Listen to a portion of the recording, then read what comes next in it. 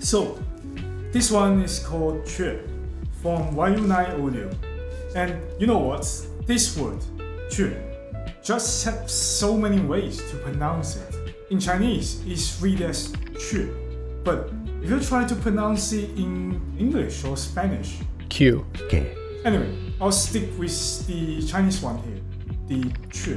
Well, as a Chinese reviewer, this is where things get pretty fun. When I see words like this, I can explain what they mean in Chinese and some of the history or meaning behind them. You might have heard of Xiaomi's YU9 recently. That one is just English letters. But YU9 in YU9 Audio is different. Their YU9 actually comes from the Chinese word 鱼. So fish is pronounced as 鱼 in Chinese. This is also why their logo is a fish. And this IEM, the name of it, 雀, also carries a deeper meaning. There's a famous song that mentions this word. 不知天上宫阙，今夕是何年？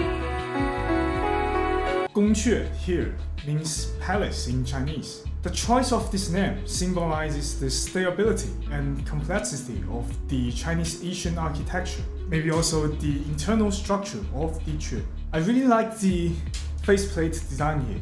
It's not as delicate as something from Fort Ear, but this wavy texture has a kind of simple beauty to it. But honestly, the first time I touch it, it feels like concrete. Seriously.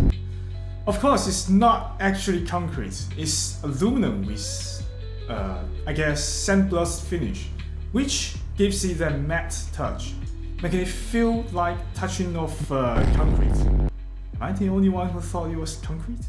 Alright, back to the topic. This one has 1 DD, 2 ED, and 1 custom WBFK config. I'll translate it for you.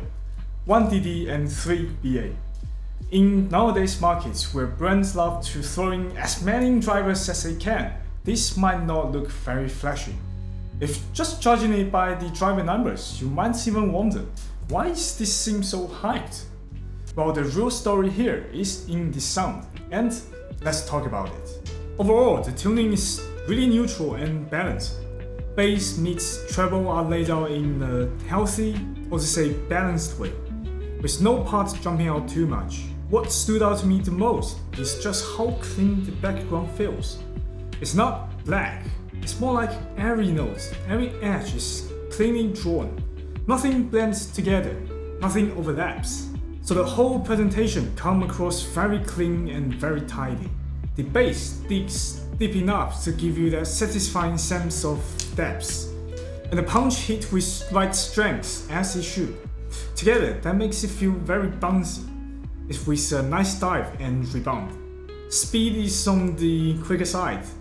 What I really enjoy about the bass here are two things.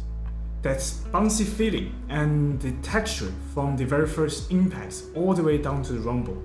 You can hear the layers very clear. For the mids, vocals sit a little forward, and I mean just slightly. The overall tonality leans on the brighter side.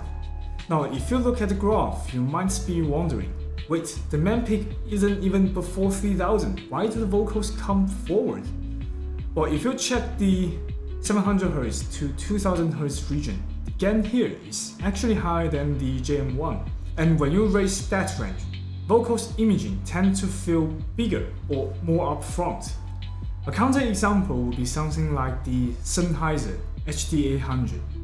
Send region on HD800 is really recessed, which is why vocals on the HD800 sound pushed back. Now let's talk about the treble on the 雀.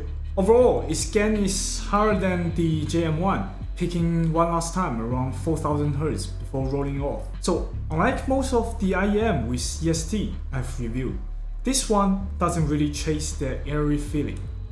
It's more about a natural roll-off. On the curve, you can see 雀 pushed 4000 to 5000 Hz, a little higher, and that actually boosts mid's clarity like I mentioned before. You'll hear things like sharper articulation and high-pitched female vocal may come through more clearly. But of course, that also means sibilance gets emphasized. And here's an interesting point I realized recently. In Chinese context, when we say no sibilance, it can mean two different things. Either it has sibilance, but not offensive, not like the TH900 type piercing sibilance, or it's simply absent, no sibilance at all. But in English, no sibilance usually means you don't hear it at all. And that's where the misunderstanding comes in.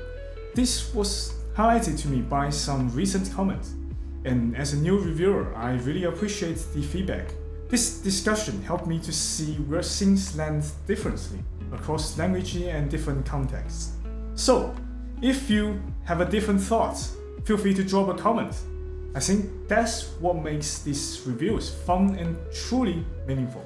Right, back to the topic. With the trip, you do notice sibilance. It mainly shows up on words like warmth, the th, or the Japanese ts. Those words with th syllable. While it's definitely present, luckily it doesn't cross into harsh or piercing territory. I think it's because overall, while its scan is harder than the JM1, it rolls off smoothly and stays mostly within the JM1 preference bounds. So, it doesn't feel sharp or piercing. Instead, it mainly serves to keep the mid sounds bright and makes the extension from mid into the highs feels open and well extended. The horizontal sound stage on the Jue is impressive, definitely above what you'd expect for this price. It can capture some of the tiny details far out to the sides, and the depth stage isn't very deep to be honest. But like I mentioned earlier, instrument placement feels neat and well ordered. Nothing overlaps or collapses into each other, so the presentation remains clean. The only problem I think is the treble. It leans on the brighter side. If you are sensitive to bright treble, or you find yourself more prone to feel fatiguing with bright treble, then the Jue might not be your cup of tea. Otherwise, it's perfect for its price. So all in all, I'd say the hype is justified. This is really a solid IEM. It's tuned very balanced and neutral. Even though it doesn't really line up with the JM1 target, I still find this presentation remarkably neutral and all-rounded.